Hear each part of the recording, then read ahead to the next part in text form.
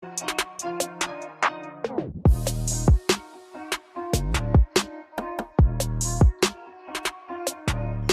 is up, basketball fans? Welcome to the NBA Outlet. I'm your host, Nick Fay. With me, as always, Kory Waldron, and regular guest on the show, Dylan Jackson. How we doing, guys?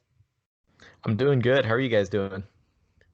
Doing good, Dylan. Welcome back to the pod. Nick, this is it. The final preview pod before the season. Yes, this is our final NBA Outlet preview of the year.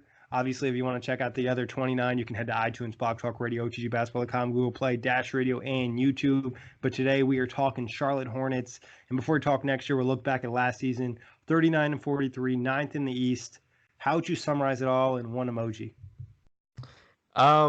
If we're basing it on last season, it would just kind of be like the arrow emoji to the side. But if we're doing it for this coming year, it's gonna be the down arrow, just because they're gonna be really bad this year. So the emoji I put was the heartbroken emoji, because it was probably the last time the Hornets are going to see that many wins in a year. It also will be the last time they see Kemba Walker in a Charlotte Hornets jersey, and seeing your all-star, star player, whatever you view Kemba as, no longer on your roster and having this uncertainty going forward. Last year was heartbreak. Yeah, I just went with a shoulder shrug here because just like a typical Hornet season last season, they either make the playoffs or right on the cusp and things don't go right. And obviously Kemba had a big year, but the supporting cast was questionable at best. But biggest positive takeaway of last year?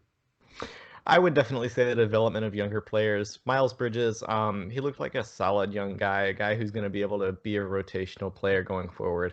Dwayne Bacon is another guy who's, probably going to be our best player this year, but is one of our best two-way guys, if not the best two-way guy on our team. And we've just got a lot more young talent than we did in the past couple of years. Yeah, I think positive takeaway I would piggyback off that. Bridges showing some nice promise. Some of the young guys looking good. Also, just like as a team, this was one of the best teams at not turning over the basketball last year. They were second in the league, only averaging 12.2 turnovers per game, which was a surprising stat I saw, because obviously the Hornets missing the playoffs, but they were one of the best teams at taking care of the basketball, which is what you like to see, and that puts you in a good position positively. But again, some of the young guys playing well, and the fact that they actually did take care of the basketball. Yeah, Miles Bridges really popped off for me. I thought he had a successful rookie season, looked like a good modern fit for the NBA, and he at least gives the Hornets fans something to be happy about with all of his highlight plays. But biggest negative takeaway of last year? Well, we lost Kemba, an all-star point guard and probably a top 5 point guard in the NBA. So the fact that we just weren't able to even trade him or get anything for him, just in general, that was probably one of the worst parts of last season. And I was trying to call for it. I was hoping that they would trade him away or just do something. I would have rather have given him help than just let him walk for nothing. But it's probably definitely the worst thing that happened last year. I would have to agree. The biggest negative is the fact that you lost Kemba Walker for nothing. You didn't get any assets in. We've seen a lot of all-stars, a lot of superstars move this past year.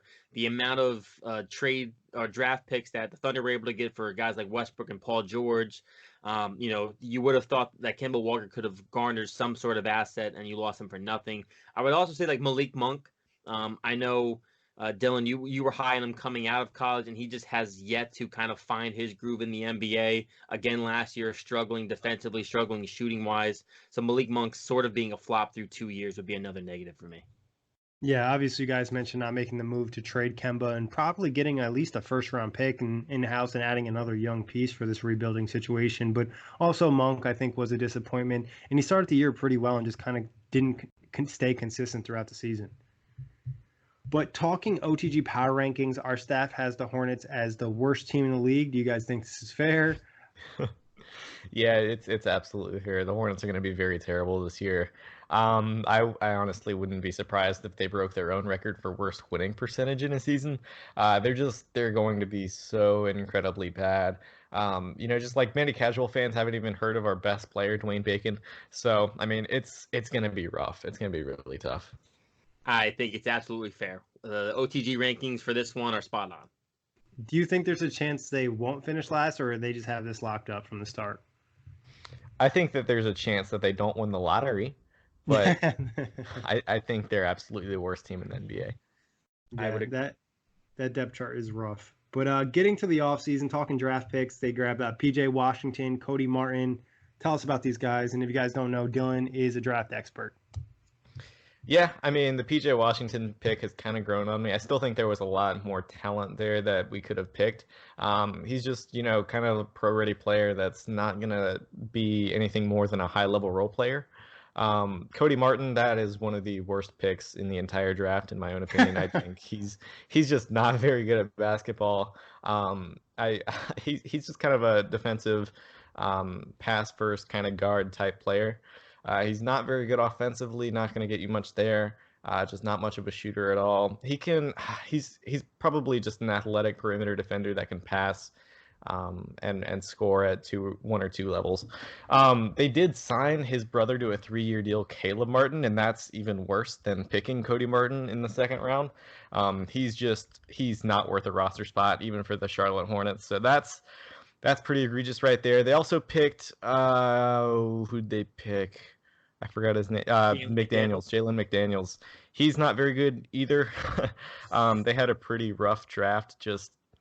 Going from a talent perspective, they went with just a couple win now guys, and then Jalen McDaniels is he's a 6'10" guy who can't really bang in down low. So I'm not really sure what to think of him. I don't think he'll be a long-term player at all. But the Martin twins are bad. I don't really see them being too much of a future play in the Hornets. But PJ Washington, hopefully he can become a high-level role player.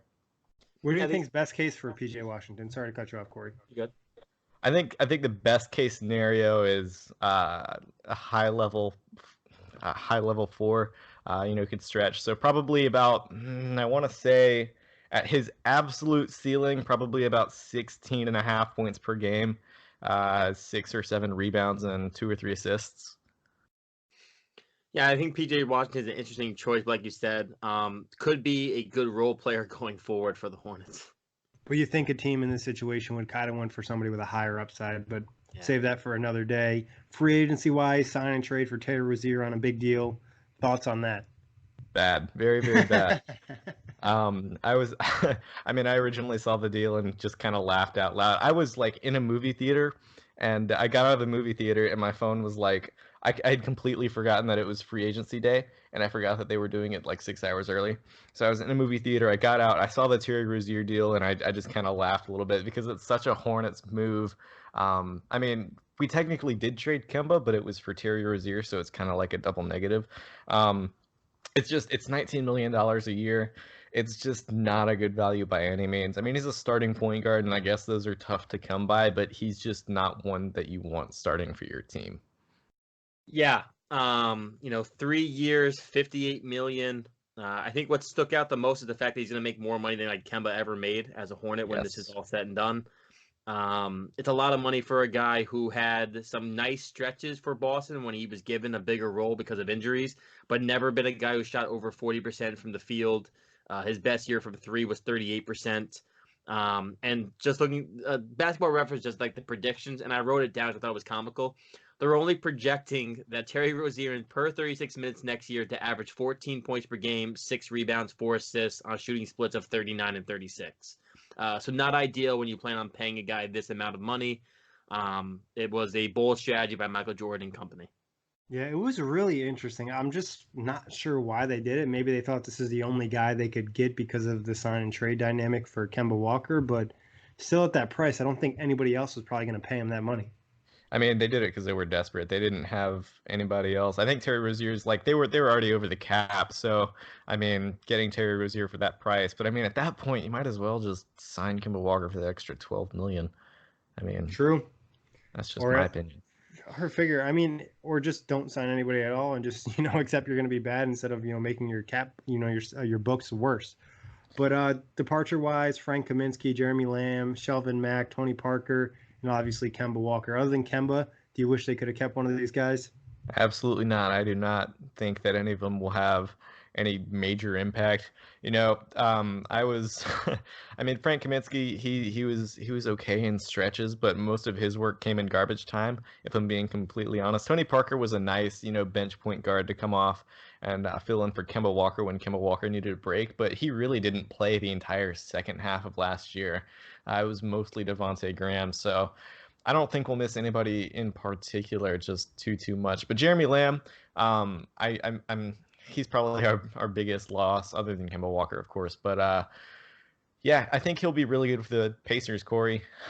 He would have been a great tank commander. Would have loved to have him back, but of course he wants to be on a good team. So yeah, I think if they miss anyone skill-wise, it's going to be Jeremy Lamb. I am glad to hear that you don't think he's going to be trash for me. But yeah, he had some nice moments. And the one thing I liked about Jeremy Lamb is he did progress each year in Charlotte.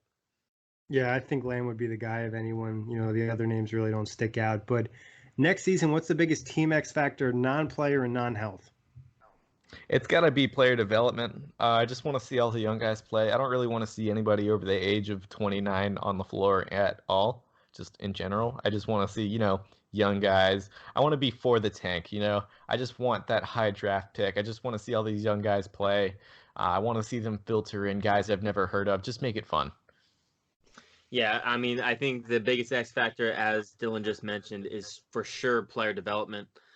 You need to see these guys take some strides, the younger guys, whether that's Terry Rozier, whether that's PJ Washington, Malik Monk finally, Devontae Graham, Miles Bridges. You want to see these young guys take steps forward so you realize that there is a future in Charlotte. Yeah, you guys nailed it. Player development is the most crucial X factor, and at least having guys you can move forward with and okay, this is a position we have taken care of. And I would say maybe a dark horse X factor is if they could move one of the veterans at least for a second round pick just to have some more draft picks moving forward in this rebuild. Now, starting lineup wise, what's it going to be on opening night? Opening night, it will be Terry Rozier at the 1, Dwayne Bacon at the 2, Miles Bridges at the 3, PJ at the 4, and Cody Zeller at the 5. At least that's what I think it will be. Borrego hasn't really said anything about, this or that, or nobody's guaranteed playing time or a starting spot. But that was the starting lineup most of the time in the preseason, and I expect it to stay that way. That is the same starting 5 I had them rolling out as well. I think they just trust the youth movement. I can see Nicholas Batum getting the nod at the 3 just to have a veteran presence on the court. But as I think a lot of people know listening to this pod, I'm pretty anti-Nicholas Batum at this point in time. He's just kind of fallen off for me. Yeah, I think you guys nailed it again with the starting lineup. Maybe they throw a veteran out there just to kind of keep things slow down a little bit or just find some consistency on the court to make life easier. But if you're going all in on the rebuild, you might as well just let these young guys play. But player to watch in this team? The player to watch would be Dwayne Bacon. I think he's the best player on the team, just in general from a basketball standpoint. Probably our best two-way player as well. He can score at all 3 levels. Good defender. Probably our best defender, even with Michael Kidd-Gilchrist still on the team. But I think he's going to be our best player and could make a play for most improved player. I don't think he will just because the team's going to be so horrendously bad.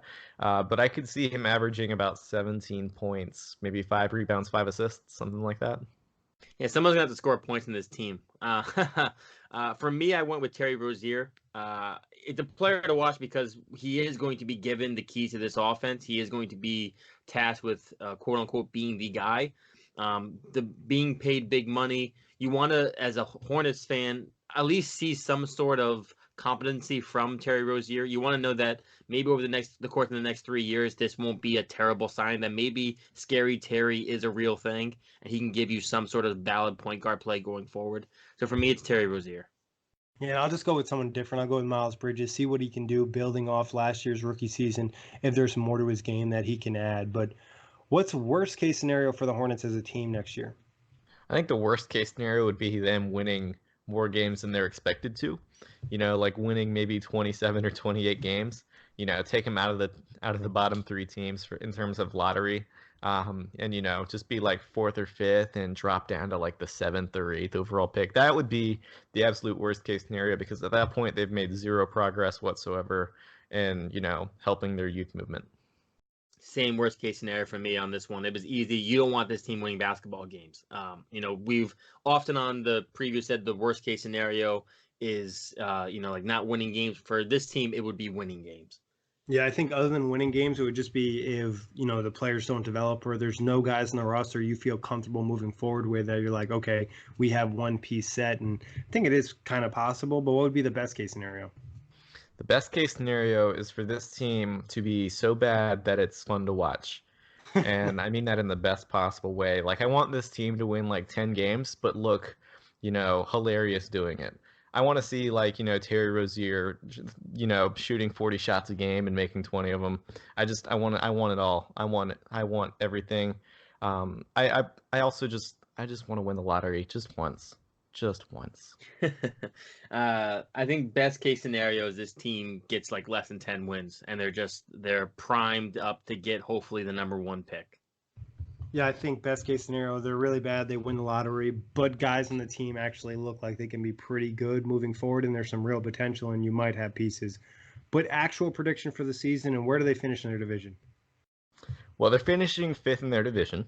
I think that goes without saying, but I'd say 15 to 18 wins for my prediction, maybe 20. So for me, I went with 14 wins.